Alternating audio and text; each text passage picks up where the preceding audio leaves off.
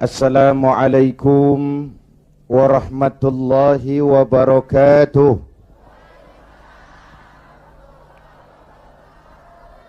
Alhamdulillah, wassalatu wassalamu ala rasulillah Sayyidina Muhammad ibn Abdullah wa ala alihi wa sahbihi wa mawalah, amma ba'du. Para ulama yang saya muliakan, para pejabat baik sipil, TNI dan Polri, hadirin hadirat ma'asyiral muslimin yang berbahagia. Alhamdulillah, malam ini kita dapat bertemu dan berkumpul di tempat ini mengikuti tabligh akbar yang diselenggarakan oleh DPC bekerja sama dengan GMK dalam rangka Maulid mensyukuri nikmat kemerdekaan. Hadirin yang saya hormati, apa hubungan Islam dengan kemerdekaan? Pertama, Islam telah memberikan sugesti, dorongan, semangat, rangsangan kepada orang-orang tua kita dulu untuk bangkit berjuang melawan penjajah. Islamlah agama yang mengajarkan bahwa cinta tanah air bagian daripada iman. Betul? Hubbul watan minal iman. Tanah air kita bukan Aljazair. Tanah air kita bukan Palestina, bukan Arab Saudi, bukan Yaman. Tanah air kita mencintai Indonesia juga bagian daripada iman. Yang datang menjajah kebetulan kafir. Ini cikal bakalnya nih. Yang datang menjajah kebetulan kafir. Bertemulah cinta tanah air dengan semangat jihad yang diajarkan agama. Maka bangkitlah para ulama dengan jamaahnya, kiai dengan santrinya, bahu-membahu bersama tentara berjuang melawan penjajah Belanda. Pernah lihat gambar Imam Bonjol? Pernah? Pakai sorban. Pakai apa? Kalau pakai sorban pasti bukan pendeta Shaolin. Pernah lihat gambar Pangeran Diponegoro? Bukan cuma pakai sorban, pakai gamis. Ketika Belanda dengan licik berhasil menangkap Pangeran Diponegoro, pengikut-pengikutnya termasuk Kiai Mojo, Kiai Maja, mundur ke pedalaman, membentuk kantong-kantong perjuangan. Berupa apa? Pesantren. Pesantren selain sebagai tempat menimba ilmu, juga merupakan kantong perjuangan untuk melawan penjajah. Yang berjuang memerdekakan Indonesia selain tentara, ulama dengan jamaahnya, kiai dengan santrinya, pejuang-pejuang nasionalis beragama Islam. Tidak percaya sensus kubur pahlawan. Ibu bapak, saudara-saudara hadirin, malahan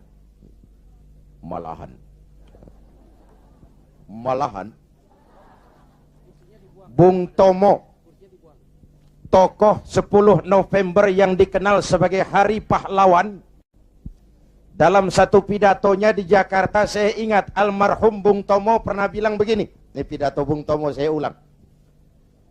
Andai kata tidak ada kalimat takbir, ini ucapan Bung Tomo. Andai kata tidak ada kalimat takbir, saya tidak tahu, kata Bung Tomo, dengan apa saya harus menggerakkan putra-putra terbaik bangsa untuk bangkit berjuang melawan penjajah. Begitu Allahu Akbar, semangat jihad menggelora. Belanda kecil, mati tiket ke surga. Coba pakai kalimat lain, enggak serem. Woi, perang, perang, malah mundur orang. Tapi begitu Allahu Akbar, kalimat ini refleksi dari nilai keyakinan. Ibu bapak, saudara hadirin yang saya hormati, Ketika itu pilihan perjuangan cuma dua, merdeka atau mati. Betul? Orang-orang tua kita berjuang gak mikirin nanti saya jadi bupati di mana kalau merdeka. Nanti saya dapat kursi apa kalau merdeka. Tidak. Ikhlas membela tanah air sebagai bagian daripada nilai-nilai keimanan. Dulu iman untuk merebut kemerdekaan. Sekarang iman untuk mengisi kemerdekaan. Ya Bu? Ya Bu? Apa?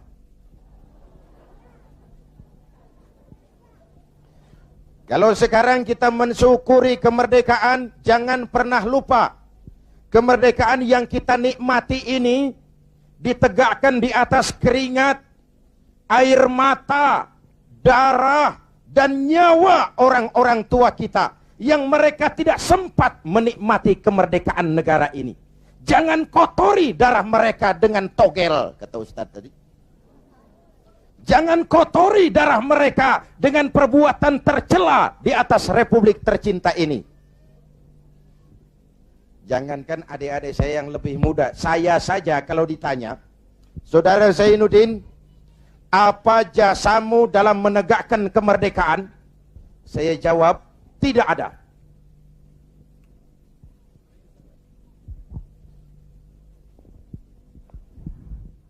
Ngomong apa saya barusan? Hah?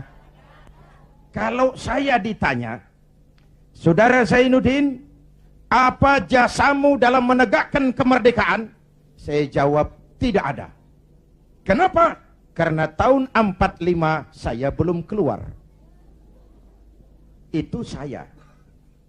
Tapi saya harus tahu diri dong. Kalau sekarang saya bisa minum air kelapa, itu karena orang-orang tua saya sudah nanam pohon kelapa. Betul?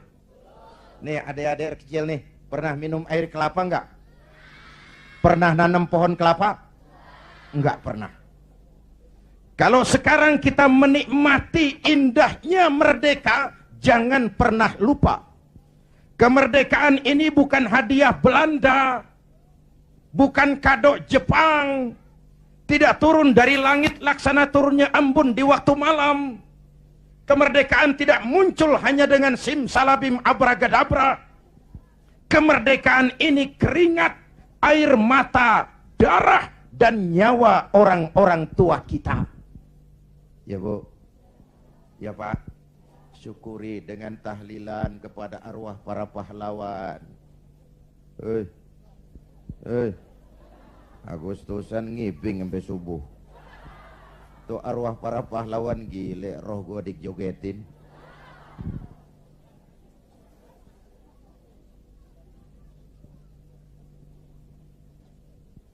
Oke, dulu iman untuk merebut kemerdekaan, sekarang iman untuk mengisi kemerdekaan. Selama ini pembentukan SDM kita cuma berorientasi pada pengisian otak, penataran tiap hari, pendidikan keterampilan di sana sini, tapi hati sering kosong, agama dangkal, keyakinan rapuh, akhirnya moral rendah. Pantas yang disuruh ngurus laut malah jadi bajak laut, yang disuruh ngurus hutan rame-rame jadi orang hutan, yang disuruh ngurus beras malah nimbun beras, yang disuruh ngurus hukum malah bikin hukum kayak pisau. Itu yang melukai rasa keadilan. Pantas muncul street justice, pengadilan jalanan, maling motor tangkap bakar. Itu refleksi dari ketidakpuasan rakyat terhadap sikap hukum selama ini, di mana rakyat melihat kalau yang kecil salah, hukum cepat-cepat ditegakkan. Yang besar salah, diam pura-pura nggak ngerti. Itu yang merusak masyarakat. Jelas? Hukum kayak pisau. Tahu pisau?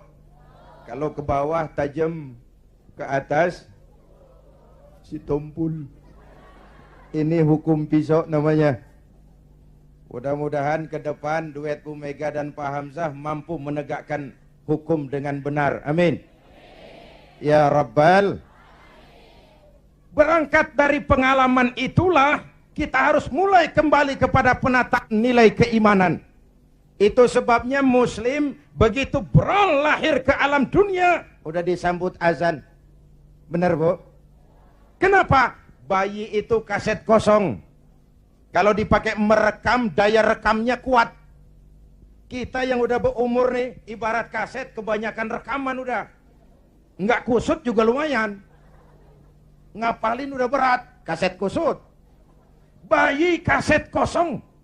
Begitu brol hadir ke alam dunia, rekaman pertama yang menyentuh telinganya, lafzul jalalah. Allahu Akbar, Allahu Akbar. Rekaman pertama. Belum sempat dia dengar Ricky Martin. Belum sempat dia dengar Westlife. Yeah. Kok tahu? Ya tahu, gue kan Ustadz Gaul.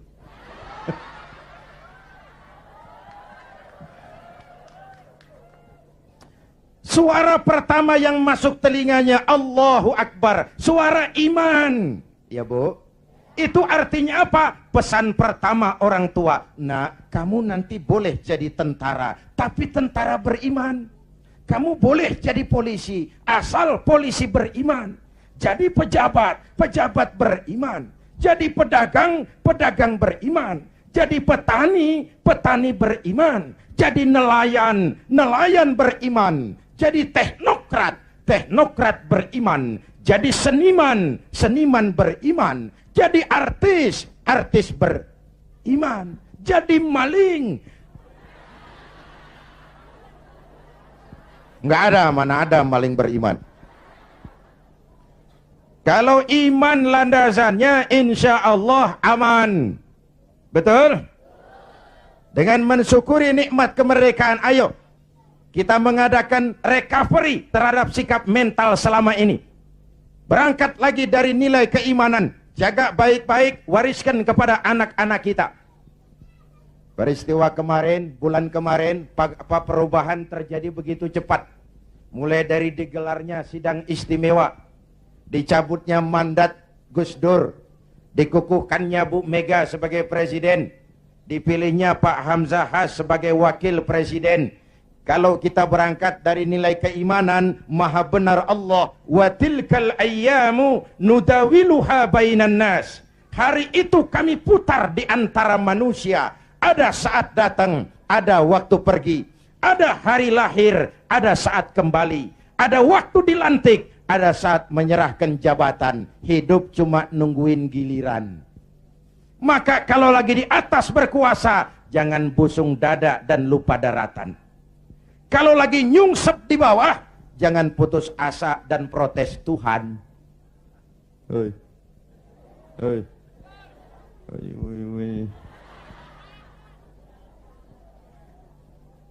Ayo tetap husnuzon, baik sangka kepada Allah. Hidup cuma nunggu giliran. Jabatan bukan lagi kekuasaan dan fasilitas. Jabatan sekarang kerja bakti, peras keringat, banting tulang, negara lagi sakit. Ekonomi terpuruk, keutuhan bangsa dalam ujian, dan rakyat menunggu perubahan. Betul? Betul?